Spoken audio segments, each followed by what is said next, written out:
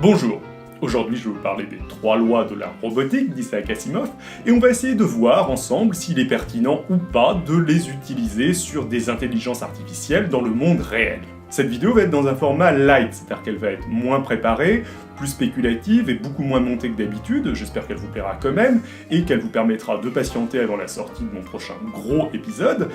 Et puis je vais aussi en profiter en fin de vidéo pour vous donner des news. Pour info, ce qui m'a donné envie de vous parler de tout ça, c'est le fait d'avoir été interrogé par ZDNet avec de multiples autres personnes sur le sujet. Je vous mettrai le lien de l'article en description. Isaac Asimov est donc un écrivain de science-fiction à qui on doit entre autres le terme robot, et qui a proposé 3 lois permettant aux robots de ses nouvelles de vivre en bonne intelligence avec les êtres humains. Alors, la première loi, c'est qu'un robot ne peut porter atteinte à un être humain, ni en restant passif permettre qu'un être humain soit exposé au danger. La deuxième loi, c'est qu'un robot doit obéir aux ordres qui lui sont donnés par un être humain, sauf si de tels ordres entrent en conflit avec la première loi. La troisième loi, c'est qu'un robot doit protéger son existence tant que cette protection n'entre pas en conflit avec la première ou la deuxième loi. Et comme les 3 mousquetaires, les 3 lois d'Asimov sont en fait 4, puisqu'il a rajouté plus tard dans 2 de ses nouvelles, je crois, ou peut-être plus, une loi 0 qui est prioritaire sur toutes les autres et qui dit qu'un robot ne peut pas faire de mal à l'humanité, ni par son inaction permettre que l'humanité soit blessée. Ces 3 lois sont loin d'être parfaites, elles posent tout un tas de problèmes qu'Isaac Asimov explore justement dans ses nouvelles. Comme le montre ce petit strip d'XKCD, l'ordre est important, par exemple si vous inversez les lois 2 et 3, vous obtenez des robots qui sont OK pour vous servir des pizzas, mais pas pour aller faire de l'exploration spatiale comme Rosetta et donc mettre leur existence en jeu. En caricaturant un peu, la question qu'on va essayer de traiter aujourd'hui, c'est de savoir si, pour éviter que les intelligences artificielles qu'on utilise se transforment bientôt en de dangereux terminateurs cherchant à éliminer l'humanité via une singularité ou je ne sais trop quoi, il est temps d'inclure ces règles dans nos intelligences artificielles. Mais avant de répondre à cette question, il faut comprendre ce qu'on entend par intelligence artificielle. Or, souvent on parle de 2 types d'intelligence artificielle différentes. L'intelligence artificielle forte et l'intelligence artificielle faible. Une intelligence artificielle forte, c'est une machine capable d'avoir des comportements intelligents, bien sûr, mais aussi capable d'éprouver une impression de conscience de soi, éventuellement capable d'avoir des sentiments, capable de comprendre ses propres raisonnements, bref, c'est une intelligence très proche de l'intelligence humaine, et surtout aussi généraliste que l'intelligence humaine. En gros, c'est le genre d'intelligence artificielle qu'on va voir dans les films de science-fiction. A l'inverse, l'intelligence artificielle faible, c'est des algorithmes qui vont résoudre des problèmes bien spécifiques dont la résolution demande habituellement de faire appel à l'intelligence humaine ou animale. Ce n'est absolument pas des intelligences généralistes et encore moins des machines conscientes d'elles-mêmes. L'intelligence artificielle forte, en dehors des films de science-fiction, elle n'existe pas. Et non seulement elle n'existe pas, mais on n'a à peu près aucune idée de comment s'y prendre pour la créer. Peut-être entre autres car ça demande de reproduire ou de simuler des caractéristiques humaines comme la conscience de soi, dont on ignore encore le fonctionnement, et qui restent donc des questions en grande partie ouvertes en sciences cognitives ou en philosophie. D'ailleurs sur le sujet, je vous recommande la dernière vidéo de Science Étonnante et de Monsieur Phi, qui est assez excellente sur la conscience. La conscience a beau être le phénomène le plus immédiat auquel on soit exposé quotidiennement, il n'y a pas de consensus clair sur ce qu'elle est vraiment. On ne comprend ni pourquoi ni comment elle existe. Pour certains, la conscience est juste une illusion, et pour d'autres, il s'agit carrément du plus grand mystère de l'univers. Et puis, il y a même certains scientifiques qui pensent que c'est complètement impossible de reproduire l'intelligence humaine.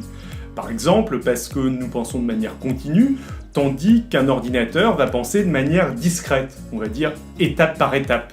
Par contre, des intelligences artificielles faibles, il y en a absolument partout. Votre correcteur orthographique, c'est une intelligence artificielle faible. Pareil pour l'IA des ennemis dans un jeu vidéo.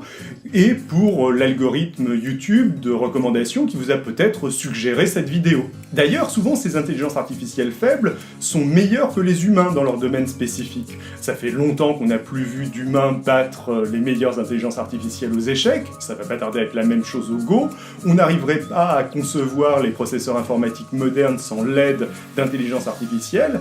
Et il y a des problèmes mathématiques dont la solution, dont la preuve a été donnée par des intelligences artificielles. Et cette solution est tellement complexe que des mathématiciens ne vont pas réussir à la lire. Mais revenons à nos 3 lois. Si on veut qu'une intelligence artificielle les respecte, il faut qu'elle les comprenne. Il faut donc qu'elle comprenne des concepts comme qu'est-ce que c'est qu'un humain, qu'est-ce que c'est qu'un robot, qu'est-ce que c'est que nuire à quelqu'un, qu'est-ce que c'est que se mettre en danger. Alors, faire comprendre tous ces concepts à une intelligence artificielle forte, donc une intelligence artificielle généraliste, capable de conscience de soi, capable d'analyser ses propres raisonnements, proche de l'intelligence humaine, ce serait sans doute possible. Mais le problème, c'est que ces intelligences artificielles fortes n'existent pas. Du coup, il faut qu'on se contente de ce qu'on a, des intelligences artificielles faibles. Or, souvent, ce que font les intelligences artificielles faibles est à des kilomètres de ces concepts. Vouloir que votre correcteur orthographique apprenne les 3 lois de la robotique, c'est comme vouloir qu'une palourde apprenne le permis de conduire. En admettant que vous passiez la barrière de la langue et que vous fassiez comprendre à votre palourde ce que c'est que le permis de conduire et qu'elle soit capable de l'apprendre, de toute façon, elle sera rien capable de faire avec, vu que c'est pas dans le spectre des possibilités de la palourde de conduire une voiture. Là, c'est un peu pareil pour le correcteur orthographique. De toute façon, c'est pas dans son spectre de possibilités de mettre en danger la vie de qui que ce soit.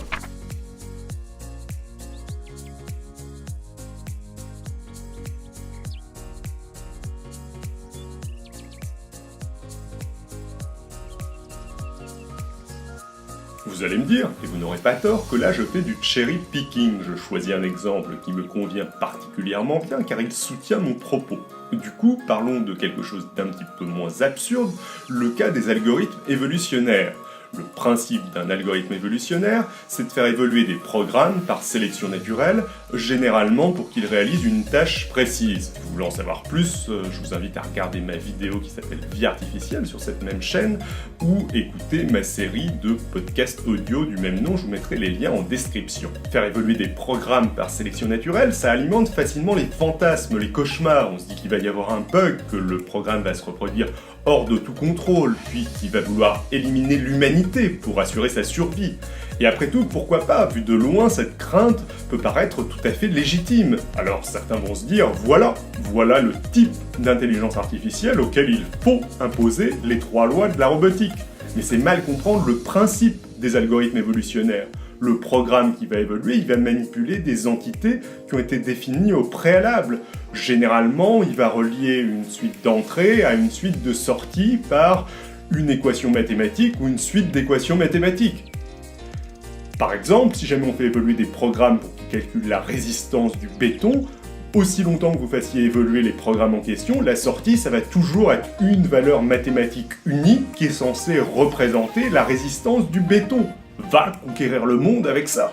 Ensuite, on peut tout à fait imaginer que ce programme, que cette équation mathématique soit utilisée pour tuer des gens. On peut imaginer faire évoluer le système de guidage d'un missile intercontinental utilisé pour annihiler des populations tout entières.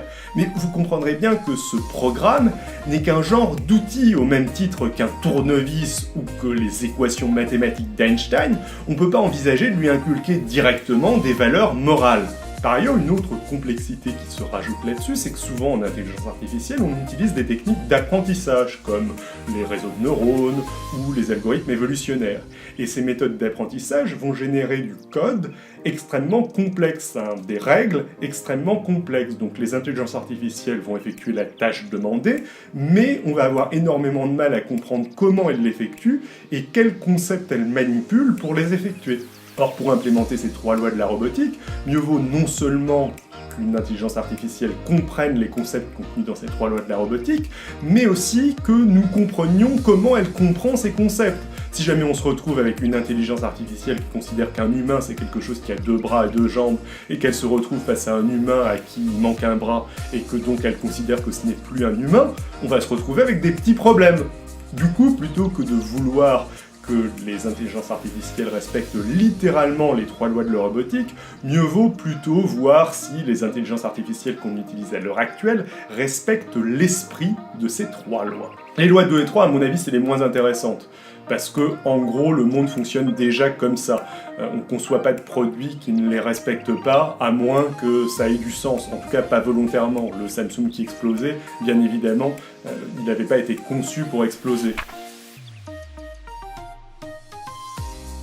Quant au fait d'obéir aux êtres humains, la plupart du temps c'est une question de design, on y arrive mal, mais c'est ce qu'on cherche à faire, et de temps en temps ça n'aurait juste aucun sens. Prenons le dernier iPhone, il a le concept d'être humain, vu qu'il fait de la reconnaissance faciale, et qu'il sait ce que c'est qu'un être humain.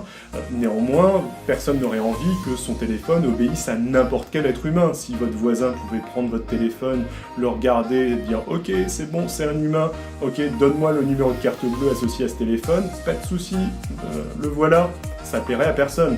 La loi la plus intéressante, c'est sans doute la première loi, même si de temps en temps on se retrouve un peu dans le même cas qu'avec l'iPhone. Je pense entre autres au cas des armes intelligentes. Alors je sais pas si ça existe précisément comme ça, mais on peut tout à fait imaginer une arme qui combine un système de guidage d'un côté, avec de l'autre côté une caméra avec un système de traitement d'image permettant de détecter des êtres humains. Donc on aurait d'un côté le concept d'être humain, de l'autre côté le concept de létalité, et on pourrait imaginer que cette arme ne tire pas si jamais elle met en danger la vie d'un être humain. Néanmoins, on peut aussi imaginer que malheureusement, les gens qui conçoivent de telles armes cherchent à maximiser leur létalité et donc ne vont jamais concevoir une arme qui ne mettrait pas en danger la vie d'un être humain. La question la plus intéressante, ça va sans doute être celle des voitures intelligentes. On va se retrouver avec des intelligences artificielles qui vont devoir résoudre de véritables problèmes éthiques de type est-ce que je mets en danger la vie de mes passagers ou est-ce que je mets en danger la vie des 3 personnes qui sont en train de traverser la route en dehors des clous. C'est des questions qu'on se pose vraiment à l'heure actuelle, genre Mercedes avait déclaré que ce serait toujours les passagers de ces voitures qui seraient prioritaires. Quant à la loi 0, à la base je me disais que c'était complètement absurde d'envisager ce cas, mais en fait on peut imaginer des scénarios dystopiques où elle est envisageable avec la technologie d'aujourd'hui. Je pense que quand j'étais petit, j'avais lu un bouquin de SF dont j'ai complètement oublié le titre, où le scénario était en gros qu'une intelligence artificielle forçait l'humanité à respecter des principes éthiques de type lutter contre le réchauffement climatique. Ça devait pas être exactement ça, ça devait être autre chose, mais on peut imaginer de l'adapter à ça. Et en effet, on pourrait imaginer une intelligence artificielle couplée à un système de missiles d'un côté et à un système de capteurs de CO2 dans l'atmosphère un peu partout dans le monde, balançant des missiles nucléaires sur des continents tant que les humains ne luttent pas efficacement contre le réchauffement climatique. Si jamais vous avez un scénario de ce genre, si jamais vous avez lu un scénario de ce genre dans un bouquin de SF, faites-moi signe, ça m'intéresse de connaître le titre, il me semble avoir lu un truc du genre. Après, dans ce scénario dystopique, il faudrait trouver des humains motivés pour construire une telle machine et en ayant les possibilités scientifiques, techniques, politiques, et je pense qu'en imaginant qu'elle soit construite, ce serait pas très compliqué de la feinter. Voilà, c'est terminé. Le but de cette vidéo, c'était entre autres de vous donner un aperçu de ce que j'entendais par des vidéos non montées dans le sondage, auxquelles vous pouvez toujours répondre d'ailleurs. Et puis je me dis que vous proposez un format où j'énonce essentiellement mon avis, qui est beaucoup plus spéculatif que d'habitude, c'est peut-être l'occasion de débattre davantage dans les commentaires. Donc n'hésitez pas, si vous n'êtes pas d'accord ou si vous avez des trucs à ajouter à ce que j'ai dit, à exprimer votre avis, ou même si vous avez des questions sur le sujet, lâchez-vous. Encore une fois, si vous ne l'avez pas encore fait, allez répondre au sondage. Au passage, je répète que je tirerai au sort quelqu'un parmi les répondants et que je lui offrirai un bouquin. Si vous avez aimé, partagez la vidéo sur les réseaux sociaux, ça m'aide beaucoup. Pareil, n'hésitez pas à laisser un commentaire ou un like, ça me fait aussi très plaisir. La prochaine vidéo devrait arriver dans pas très longtemps et elle va parler de l'histoire du racisme. Peace et à bientôt!